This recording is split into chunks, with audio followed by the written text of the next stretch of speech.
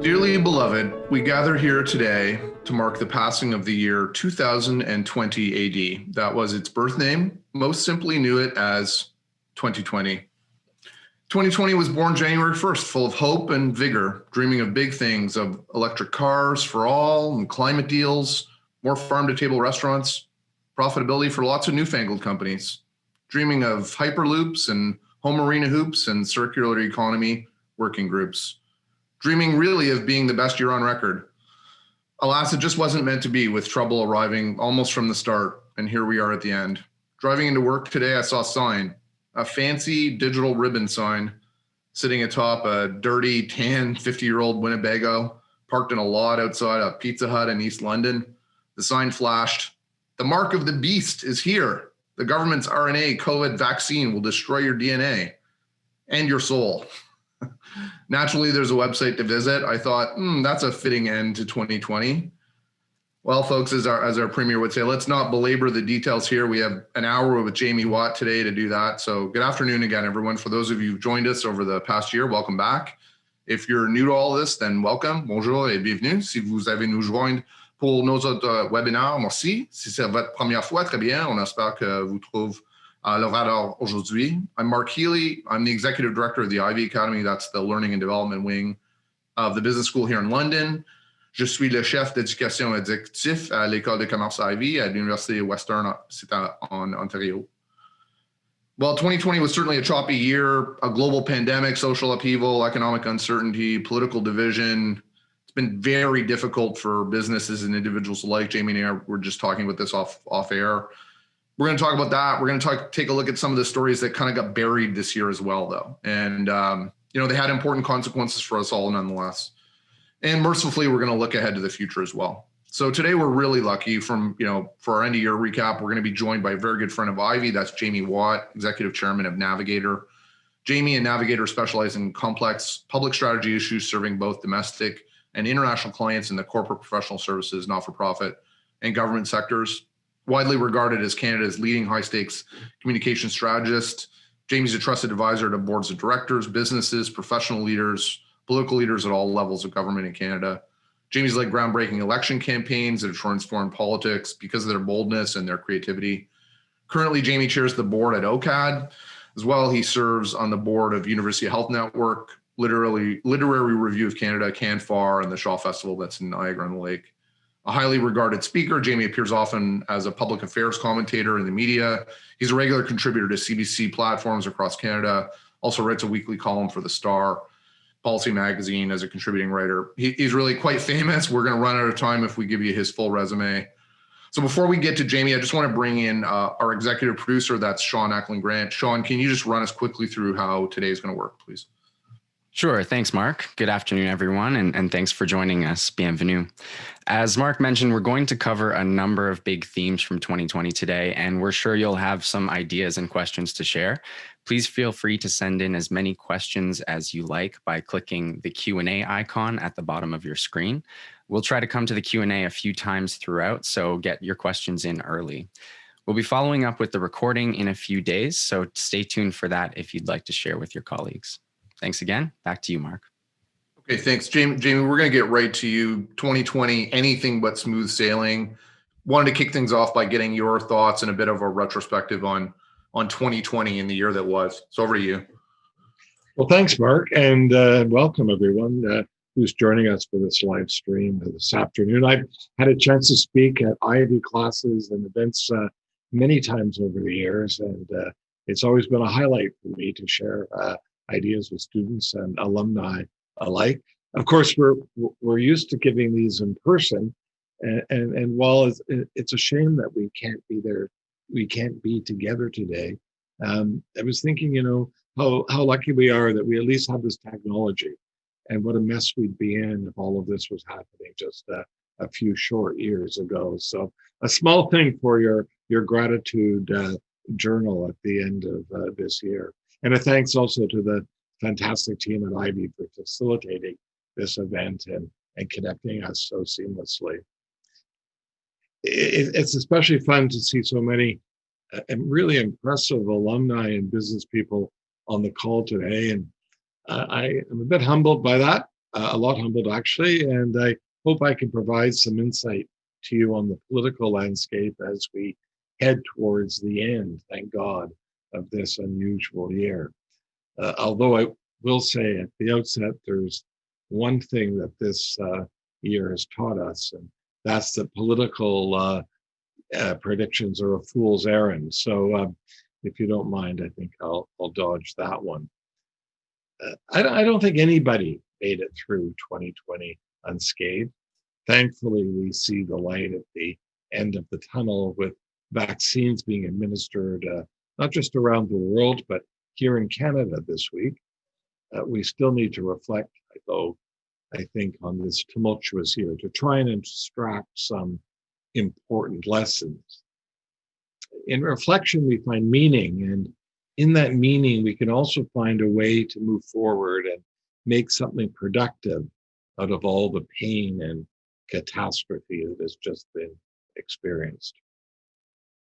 As you all know, while 2020 has been dominated by the tsunami called COVID, there have been several other developments that in any other year would have been the seismic stories of the year. But thanks to the all-consuming nature of COVID, these events have fallen by the wayside. Rather than try and discuss those individual news stories, I thought I'd talk about today were some of the trends and developments that were amplified over the year that will come to impact business and politics and the intersection of business and politics for likely a long time. Paramount among these is trust, and particularly trust in institutions. Much like the price of oil, the state of global markets and currencies, the commodity of trust has seen an incredibly volatile year. Unlike the others, which will no doubt bounce back and recover in time, the havoc wrought on the commodity of trust will be, I think, more enduring. I think, in fact, we've reached a point where many global political processes and institutions need to undertake significant work in order to regain the trust that's been lost over the last several years and compounded by the events of 2020. Look, it's not all doom and gloom. I think there have been some fantastic stories and progress made in certain areas this year, and I'll touch on that a bit later with Mark. But as we reflect on the year that was, it's difficult not to find our relationship to trust, especially in the political sense, troubling. And what is most troubling is that the denigration of trust and faith in political institutions comes at a time just when we need it most. As we look to roll out a vaccine, kickstart the economy, and make adjustments for a generational crisis, we need our political institutions to be strong. We need our trust in our leaders to be strong. We need confidence that they can work constructively together. And sadly, there hasn't been much this year to indicate that we are some way off, and that rather than being strengthened in a time of crisis, our trust in institutions has been further eroded. Now, this erosion in trust is not a new development. The seeds were sown long ago, and many factors, both here in Canada and around the world, were trending towards it. The reason this trend is so relevant to our reflection this year is that each of these trends has been greatly amplified by 2020 and accelerated at a surprising, some would even say, an alarming rate. If we look back at the last few years, we've seen politicians thrive by sowing disinformation and mistrust in political institutions. Unfortunately, faced with not one, but several crises this year, many have doubled down on their efforts to propagate mistrust. Probably by this point, I'm sure you think I'm alluding to one individual in particular, President Trump, soon to be Mr. Trump. But he is by no means alone in this nonsense. Trump, though, is the archetype of a leader who thrives on mistrust and someone who has willfully obliterated trust in vital political institutions, norms, and conventions. You know, in the secular world, there are few traditions as sacred as the US presidential election, something which represents the largest peaceful transfer of power in the world.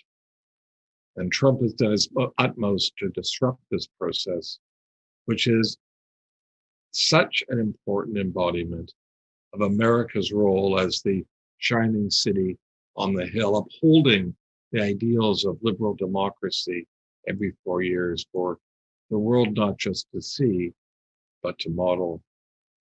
He has sold off long-term trust in spades for a no-hope shot at short-term political gain. By spinning conspiracy theories and degrading electoral processes, Trump has further added to his legacy of tearing down trusted political institutions and processes.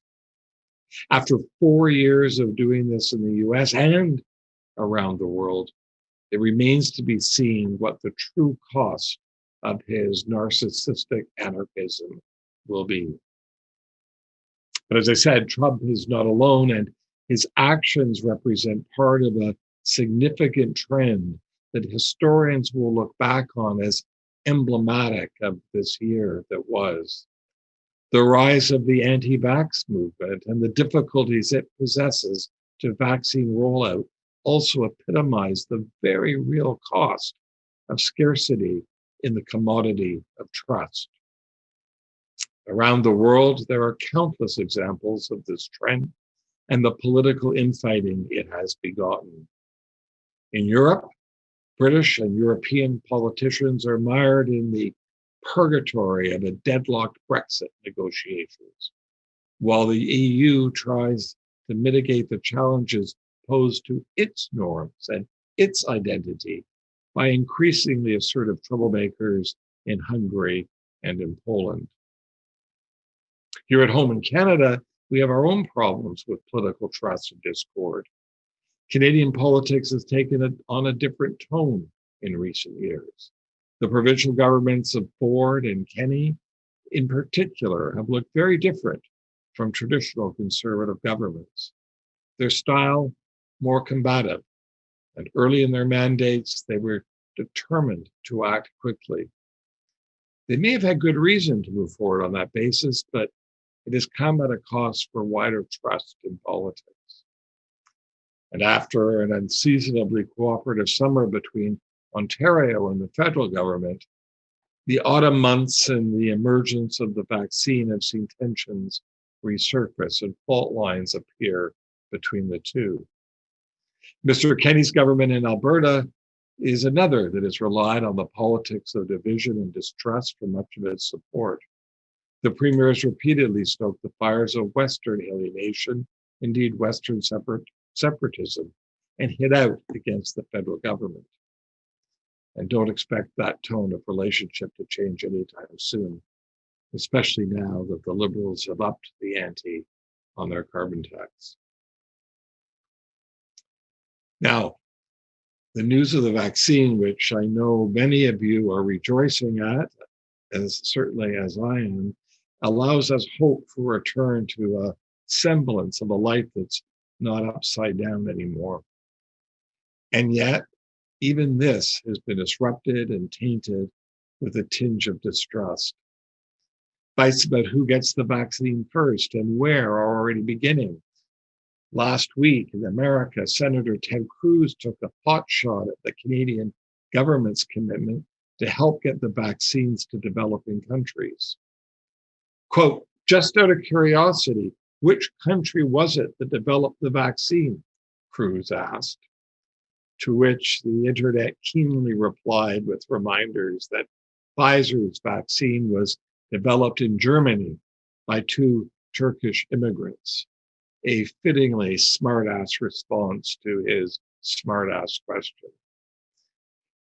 The private sector stepped up remarkably to get this vaccine over the line and into people's arms, and to do so in record time.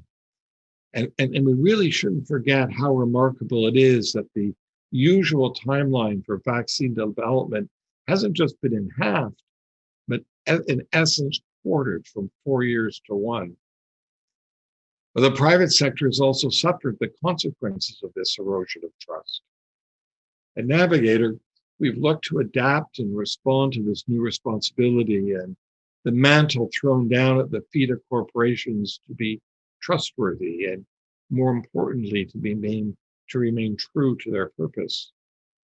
We launched a new initiative, the Canadian Centre for the Purpose of the Corporation, and it's specifically designed to help the private sector with this issue. Initially, I had the idea to start the center before COVID hit and before the events of this year transpired. But with a spot of luck, the timing couldn't have been more appropriate. Just like the trust in political institutions was under attack long before 2020, consumers and markets were increasingly looking towards corporations with mistrust. Particularly susceptible to this were corporations who failed to define their purpose and were left trailing in the midst of this tectonic shift. When you look at many of the major tech companies, for example, you see organizations floundering without a purpose. Facebook currently seems like a deer caught in the political headlights, lost, to mix metaphors, without its North Star. This issue pervades far beyond Facebook and tech, however. Even firms and sectors that have never thought politics or corporate purpose as any of their business have been forced to act, partly in response to social trends. Increasingly, institutional investors and large asset managers are demanding that companies espouse a purpose beyond profits and start to identify with some of the issues facing our world. Corporations need to adapt to survive, and this is even more true as people lend greater scrutiny to corporate responsibility in the age of COVID. Much like the challenge for politics looking ahead is to make up this deficit of trust, many corporations face the same problem, the challenge of establishing trust and a long-term purpose beyond immediate profits. And that's what we had in mind when we created the CCPC, and progressing from 2020, I think this will be one of the defining challenges for business. And like many things, this trend behaves somewhat differently in Canada. Our research that we did with Canadians shows that they're overwhelmingly concerned with societal issues of fairness and sustainability, and that they consistently demand that the private sector step up in these areas. So the advice I leave you with, and what I want to talk with you about today, is how 2020 has cemented this political challenge for business. The marker's been laid down. It's now a matter of how you redefine yourself or be redefined by others. With these larger political trends in mind, we can now turn our attention to some of the specifics of 2020 and the headlines that we've all been glued to. Thanks for your attention. And Mark and I will now address some of the questions about not just the last year, but what comes next. Thanks, Jamie. Thanks for the remarks. A lot to think about there, a lot to dig into. I want to make sure that we do spend a bit of time on the center you've launched and talking about purpose. That's going to be more forward looking. So we'll get to that in a few minutes. I want to stay on 2020 at least to start. And I mean, we talked about this a little bit in the prep. One of the games I like to play is, what will we think about, or what will we remember in a few years when we look back, as opposed to now? And I've done this with some colleagues and some friends. If you flash forward in time, I don't know, say 2024, 2025, 4 or 5 years from now, and looking back at 20, is 20 going to be the COVID year, or is it more complicated than that? Yeah, I think it's more complicated than that. I think what COVID has done is it's laid bare a series of tectonic plates that have been shifting for a long time.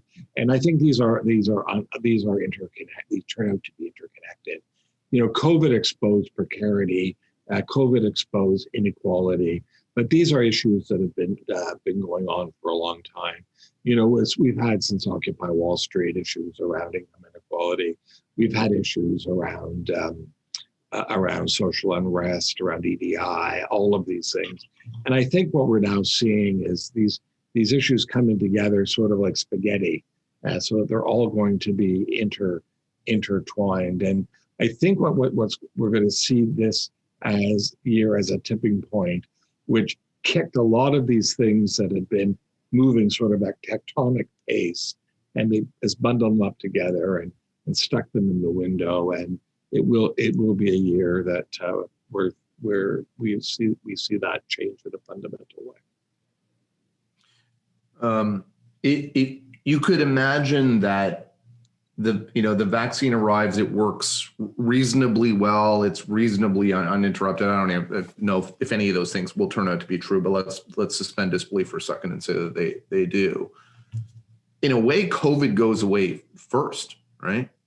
The social unrest issues, the EDI issues, the overhang from the election, those things don't go away as quickly. Sure, the health risk goes away, right? But remember also that COVID was two risks. It was a health risk and it was an economic risk. Mm-hmm. And the health risk, sure, we all get, we all roll up our sleeves, or at least most of us roll up our sleeves and get the jab, and we get that part dealt with. But the World Bank's calling for 5.2% contraction in the world economy this year, right? That we're not getting over that anytime soon. When you walk down any main street, any side street, and you just see store after store after store after store gone out of business, by people who have done nothing wrong except go to work every day and do what they were supposed to do, and they're wiped out, and that's not going to be replaced very quickly. We're seeing significant change in people's mental health. People that were coping with all of this quite well when it's sort of, if you want to call it the first round, in the summer and the spring, are not coping with it nearly as well. And we know that those long-term mental health issues have a long tail on them. Mm-hmm. So I think there's a lot of this, and the problem is, what when we want to make forecasts and we want to make predictions, we look to the past. Well, looking to 1918 doesn't really do us a whole, hell of a lot of good, considering where we are now. So I think that, the path forward is uncertain, but what we need to all cut each other some slack. We all need to act. I mean, if I hear one more time, we're all in this together, I'm going to, throw up in my mouth, but we are all in this together, and we have to actually have people willing to, put their own interests to one side, as we rebuild our economy, our lives, our mental health, and others as well. The modeling is an important point. I was one of the people, here at the school that did some of the modeling, and I'm not an economist, so I just play one on television, right? All that modeling at a meta level, I would say, maybe has played out, but at any sort of micro level or decision-making level, it's been largely incorrect because there are no markers to work from. And so I don't want to ask you to prognosticate. I don't think that's why we're here today. But you could imagine the effects last a long time. If you look on the public sector side, do you expect supports to continue in some way, shape, or form to account for that, or do we just hit a point where the check comes due and somebody's going to pay the bill? Well, at the moment that we're not really looking at it that way, right? We don't believe the check, can come due, and as long as we can get some Energizer money batteries in those money printing machines, we're going to keep printing money for some time to come. And as money supply is a confidence game, so maybe that's okay. If you look at the amount of money that's been pumped into the economy, it's no wonder, some sectors are continuing to do, to do quite well. I think the problem really becomes then when we have to make actual sustainable adjustments, right? So that right now we're asking people to adjust their lives or work practice, whatever, on a temporary basis. Nobody believes that this is, for ever, as we say in French, right? No one believes that, this will last, that this will last forever. And so that's what's getting us through it. Well, you know what? Some of it is going to last forever. And when that we come face to face with that,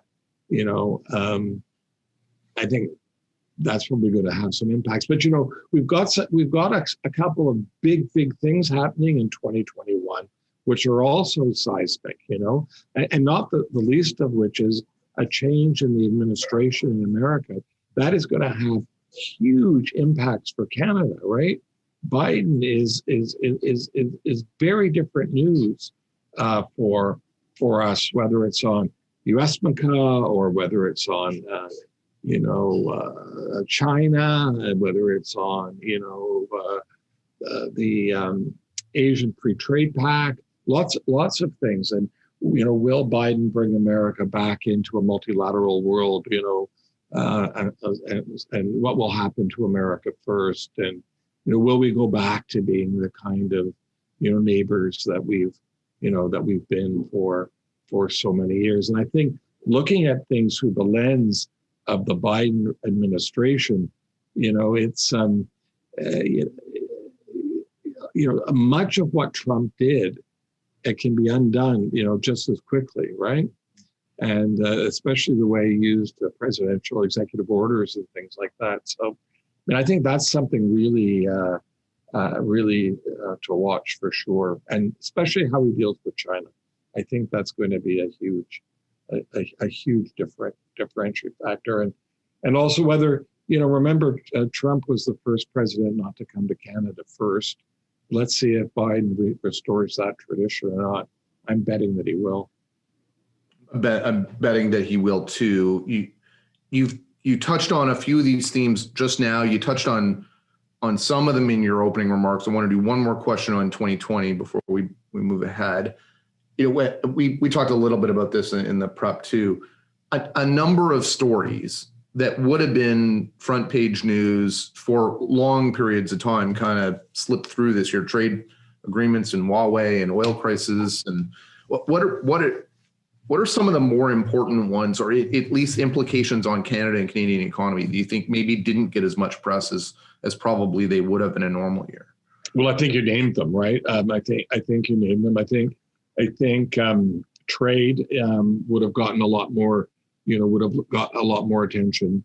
I think pipelines would have got a lot more attention. I think, what on earth we're going to do about, our oil sector, our energy sector, and how we're going to get, that product, to a market that will pay us a reasonable price for it, would have got, a lot more attention. I think the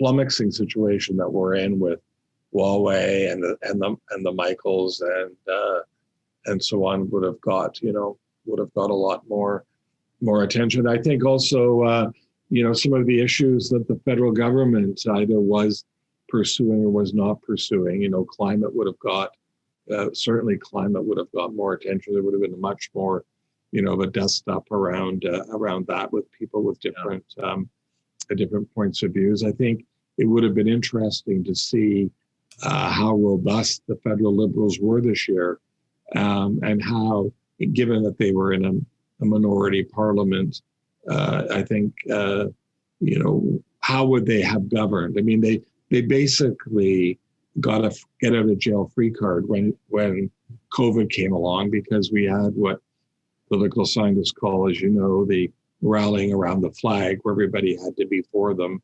So we didn't really see what their manifesto would be, how they would cope with a minority situation, what they would have had to do to make peace with the NDP or whatever. So there's all those kinds of stories that we just didn't see. Will the Huawei story roar back to life now that relations with China sort of make it come back into the mainstream with Biden coming into the presidency? This is going to be a very, very tricky problem for Biden. And it's going to be a tricky problem because whilst at first a lot of the saber rattling was done by Trump, we all of a sudden now have all of the Five Eyes lined up against, which are our intelligence sharing partners, the UK, the US, Australia, New Zealand, and just forgotten the fifth one.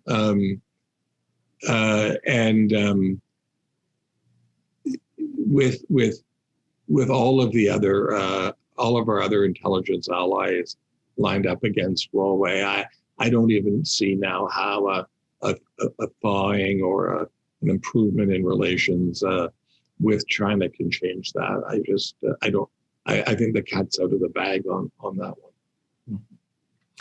Let's do a couple of questions coming from the audience. There's a fair number in the Q&A. Two of them kind of relate. Sorry, I'm just driving me crazy. Who is the fifth eye? Us. Right, we are. We're the fifth eye. I guess we better be on side, right? Couple of questions in the Q&A relate to the idea of a vaccine, but time lags to normalcy. Let's not even do normalcy. Let's just do lags or timelines to some sort of material recovery. Do you have a view on that, or do your clients that you're working with, do they have a view? Yeah, I mean, we obviously talk to a lot of people. I'm on the board of University Health Network, which is a very large hospital, and you might have maybe not quite University Hospital in London, but a big hospital in Toronto. So we talk about this a lot. I mean, I think the truth is nobody wants to say the truth, and I think the truth is it's almost the better part of a year.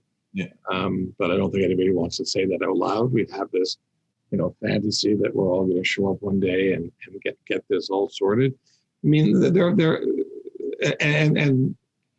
and one of the other things that we don't want to talk too much about is, as we celebrate this miracle, absolute miracle of science, and miracle of cooperation, where scientists put competition and self-interest aside to really bring these vaccines to market as quickly as they have.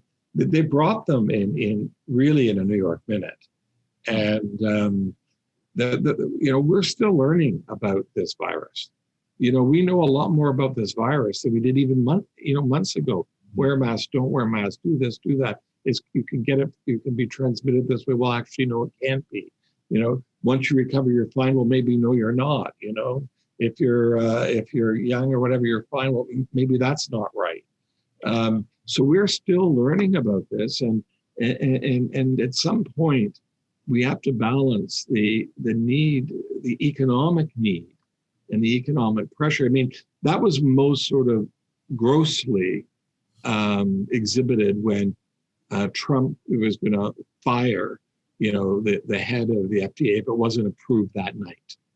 So that was the most grotesque example of the commercial pressure that's being put on scientists. Yeah. But that pressure, even if it wasn't that overt, every scientist reads the newspaper, and every regulator reads the newspaper, and everybody wants a vaccine, and everyone's going to work every day trying to get that vaccine faster and faster and faster and faster. And at some point, we need to make sure that we balance the appropriate caution with the need to get that done. And that's a really tough, that's a tough balance. And that's also why this idea, when you muck around with trust, you're really playing with fire, because if you create an environment where people don't have trust in this product and aren't willing to take this and to get it vaccinated, we are in one hot mess. Yeah. It creates equity issues too. We've talked a fair amount here about the idea of work from home versus having to go in versus choice versus and at some level you've got an equity issue that comes up on maybe on race, certainly on socioeconomic situation, right? White collar workers can largely hide in the suburbs in their houses if they need to, and other folks can't. And I imagine if you add the kind of vaccine equity issues on top of that, it becomes, well, it's got to be handled. It's got to be handled quite delicately. I hope our leaders are ready for that. There are equity issues all over the place on this one. All over the place. And the only thing that we can think, and we better not screw it up on the vaccine, because the only thing that we can say is that at least in Canada, we don't have precarity when it comes to healthcare. Mm-hmm.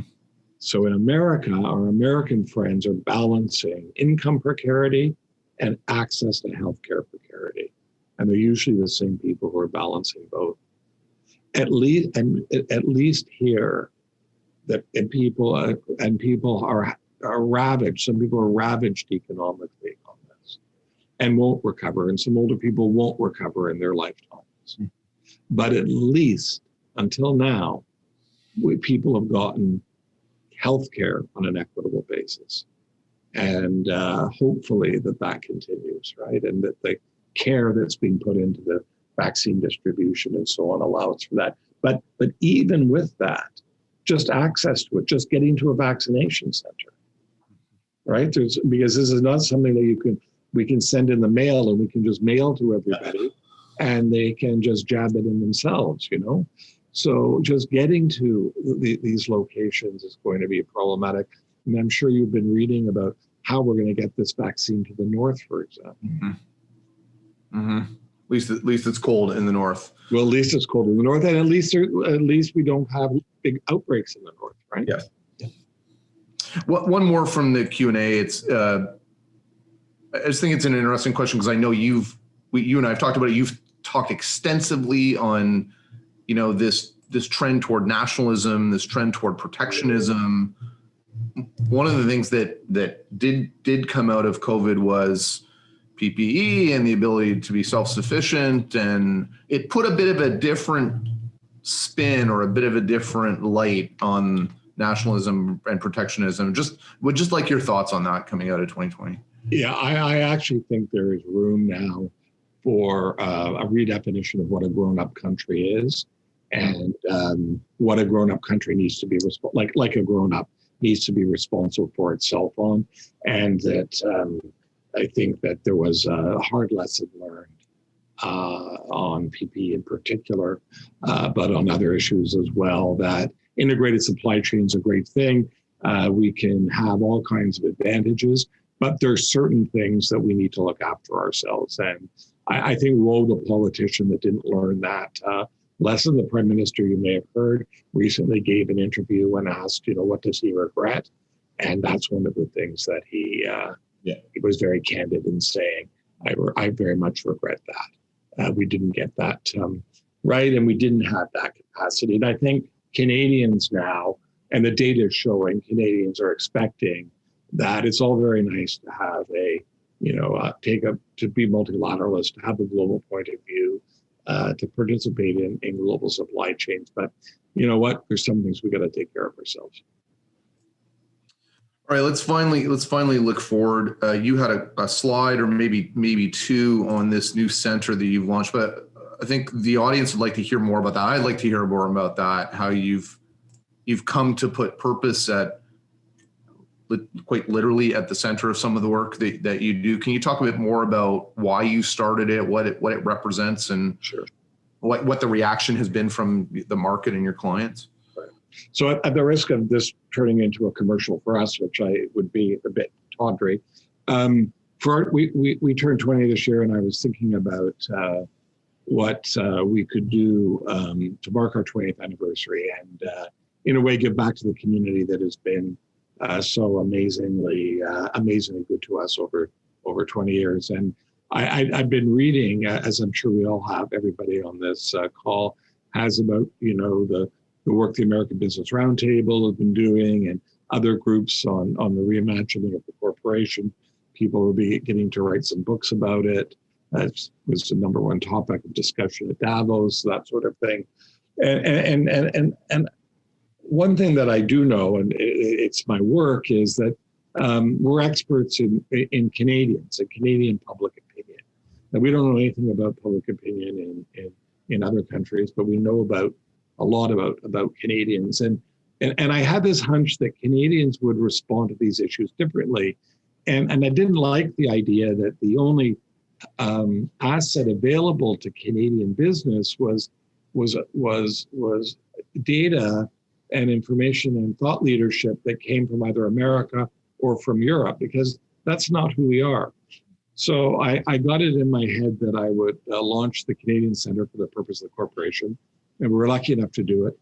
We have Brian Gallant, who you will know is the former Premier of New Brunswick, former Premier at 38, mind you, a superstar leader to take charge of it. He's made this topic his work. He's done, I think, 150 interviews with CEOs across the country on the topic. And wow. we had some other thought leaders, Andre Pratt, former independent senator, and lead editorialist from La Presse join us, and some of our own team. To that, we attracted a panel of experts from across the country that bring different perspectives to it. And so we've just begun in the springtime, well, actually in the summer. We've done a massive amount of research, and we're beginning to understand what Canadians expect of business and the kinds of things that Canadians are looking for. So we're going to be taking this issue, which seems to have a lot of people's attention, and putting a distinctly Canadian lens on it and seeing if we can be helpful to business. So we think of ourselves as an applied think tank, if you like. Congratulations. The response has been it's been unbelievable. Talk about pushing on an open door. It's something that people are very, very interested in. We one of the live streams that we had a few weeks ago touched on this point, and then I had a discussion / fight with a friend of mine over it, where I, at least in the purview that I've got and the data that I see and some of the conversations I have, I understand the pressure from the retail investor, from the consumer on this. What I haven't seen a lot of evidence is from the institutional investor. And my sort of challenge to my friend was, show me the institutional investor out there that is going to reward purpose over quarterly earnings per share, especially right now as we're in a time of recovery. And I was surprised in a good way by the answer I got. And just, what is your view? Are we at the point now where there are going to be funds and significant institutional investors that will actually sort of balance out their rewards for the organizations that are pursuing this? Yeah, I think we're somewhere around the inflection point. The trick with these things is you could only really identify the inflection point retrospectively, right? It's only after you pass it, that was the time. So we're either just before it or we're in the middle of it. And to be brutally honest, I don't know. What I do know is that the amount of interest in it is, if the amount of interest in it is an indicia, then we're getting pretty close, because we have got interest in this thing like way out of proportion to what I would have expected. And from a far wider range of, types of organizations and people that I would have expected. So I think that's telling us that we're close. I mean, I guess a different way of looking at it is, if boards are paying attention to this, corporate boards, and CEOs are paying attention to it, then there's a lot of hope. And I think you said you teach at the Institute of Corporate Directors. You talk to a lot of CEOs. Are you seeing this conversation? Well, that's what I say. That's who's interested in it, right? So that's and I think some of them are beginning to figure out that there's a first mover advantage for them, right, in their sector. Mm-hmm. So I think some of them are thinking, maybe as I'm looking for a point of differentiation or whatever, should I go first? The other thing that's happening in some of this is that some people are getting clobbered for, doing the talking the talk and not walking the walk. For example, some people may have seen what happened to Adidas, when they put a statement out on Black Lives Matter, and their employees called bullshit on it and said, this is crap. This is not representative of what goes on in this organization. They had a huge mess on their hands. And so a lot of organizations are getting a bit panicky as they're trying to figure out, how do we respond to these things? Is there enough meat on the bone, to mix metaphors? How do you sort all of this? How do you sort all of this out? Yeah. What about, there's a question in the Q&A that I'm going to get to in a minute, but you also have really good view into Ottawa and into Queen's Park and other parts of the public sector. Is this a topic of conversation in government? Does government want to see private business take this on and become more purpose-driven? Will there be either political or economic, support for that? I think that the people in Ottawa and Queen's Park, and indeed the not to be Ontario-centric, the capitals in all of our provinces and territories, are so freaked out dealing with COVID that they are not even thinking about anything else. And so I think, rather than thinking about that, what I do think there, where the intersection might be for business, is that they are willing to do deals and are looking for solutions that they never would have considered before. And so, I like to think that, business should go to Costco and get the biggest box of Mr. Clean magic erasers they can find, and magic erase out of their minds all of the ideas and things that they've tried and been turned down, thrown out, ridiculed for, because there is good chance that there will be those same ideas will now be received with open arms. They don't know the way forward. They don't have a clue. And that is not being disrespectful. How could they possibly have a clue? They've just come through a time where they've made policy completely in a way that's antithetical to what they know. They've made policy on the go.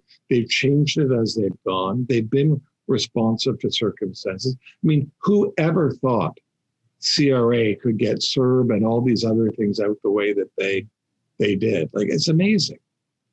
And so now, as they look forward and they look in their toolkit, they don't know what to do. And so if business has ideas, they should be, clamoring to get those in front of government. And they shouldn't let past experience, self-edit or self-censor them. Sean, good news. We can go back to Ottawa and make the case for well-funded executive education. We know a good public affairs shop that can help us make the case. That's right. Fantastic. There's a question here in the Q&A, Jamie. I'm actually going to read it verbatim. I don't know who it's from. It's from an anonymous attendee. It says, "Who should ultimately benefit from an organization's purpose? When building a sense of purpose, should leaders be thinking about customers, employees, the broader community?" And I'm going to say, or D, all of the above. So I think the idea is that they need to think about all of the above, and that thinking about only the shareholder the idea is that thinking only about the shareholder has proven to be either a short-term approach that, whilst it may have resulted in profits, it has resulted in other difficulties which are not acceptable to society as a whole.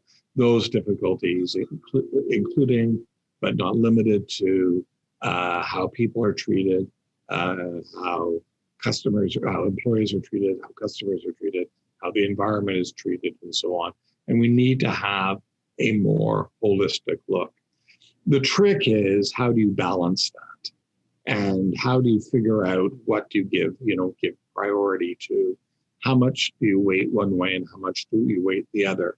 And that is actually the focus of a lot of the research that we're doing now, is, can we build a model? Can we figure out a way that you can? It was easy when you said the only thing that we had to do was just make profit. That was you could go to the office and you could make decisions all day long. Yep. But now that you need to balance out some of these other things, it is more difficult. And I think most people would say climate is a big issue now. I know not everybody is on that point of view, but I think, the majority of people are on that point of view. And the same with, when it comes to some of these issues like Me Too, like Black Lives Matter, like how people are treated and so on. So that's just the work that's going to be done. How do we move forward in a way that balances all of these responsibilities?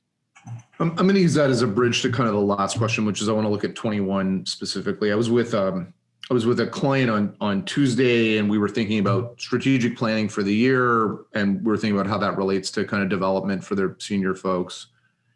And I said, well, here's where we need to start. We need to start with, for your organization, 2021 is going to be the year of fill in the blank. And once we do that, then we can sort of work backwards around what the strat planning process needs to look like and so on and so forth. If you look macro for Canada, 2021 is going to be the year of fill in the blank. I think if we look macro for Canada, 2021 is going to be the year that we shift our focus from dealing with COVID as a health issue to actually dealing with it from an economic recovery. I think absolutely everything. Like we need as much effort as we put into dealing with the vaccine and everything on a health basis. We need to put it not just on as you say, giving out money to hold people over basis. It needs to be on the economic recovery. What does recovery look like for us? How much will spring back? Is this a plant that just needs a little bit of water and it's going to spring back, or is the plant dead and we got to get a new plant? And I think we are so far behind thinking about that. We need everybody.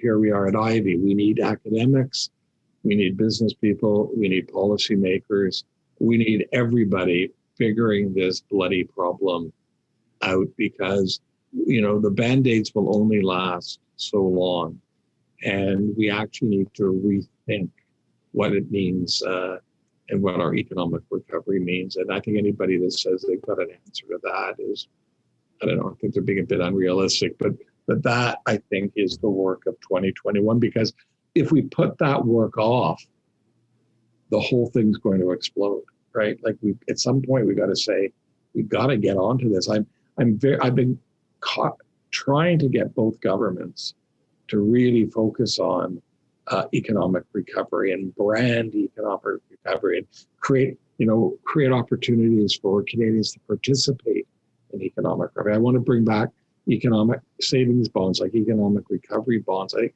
there's all kinds of things that we can do to create cohesion and bring that recovery back together. But they're so busy being, and again, this is not a criticism, really, because it's a difficult job, but they really are just being 7-year-olds playing soccer right now. They're all going after the ball, and we need some people playing position instead. One person I asked this question to last week said 21 will be the year of Canada rebuilding its relationship with the United States, a little bit for political reasons, but a whole bunch for what you sort of talked about, that it is material for us in our economic prospects. And so I'm not going to ask you to change your answer, but to what? No, I don't. Here's why I won't change my answer, is because I think I don't think we're going to need to rebuild. You see, I think our relationship with the United States is like the plant that just needs a little water. Right. Biden is, he's you can like his politics, you can not like his politics, you can wish he was a little bit more this, a little more that, and none of that matters. This guy is a lifelong legislator from who knows Canada extremely well. Yeah. And this was an aberration. We had 4 years of a bad dream.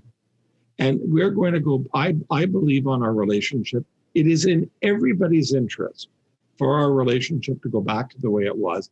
I don't think it's going to need to be rebuilt. I think it's going to spring back, and we're going to forget that this clown was ever there. Because remember, he violated, and I said this in my remarks, he violated the norms. He violated the conventions, right? Because he got some perverse thrill out of it. I don't think Biden's like that.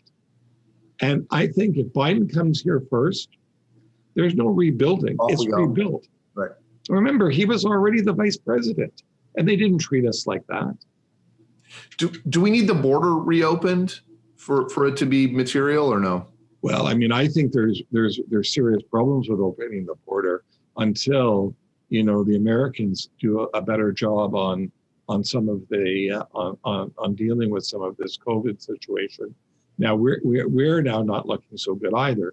So I don't know. I think reopening. I mean, the border is still functioning. The border is more open than anybody wants to admit. Goods are still going back and forth, and we may just have to, you know, just take it a little bit easy on travel till we get this calmed down. I don't know the numbers today, but if the numbers are at 2,000 again today, that's really not very good. Yeah. We're just about out of time. As always, time is our enemy here. We could keep going. Maybe I just look to you for a minute or two of closing remarks, and then we'll wrap it up. Well, thanks everybody for making time at a very busy time of the year to be with us this afternoon, and I want to thank Ivey for giving me a chance to chat with you. The team at Ivey does such an incredible job of not just graduating young business leaders, but making sure that people have a chance to, throughout their entire life, continue to be exposed to the great ideas that the school generates, and to play a tiny part in that is an honor, and I feel very privileged to have been with you this afternoon.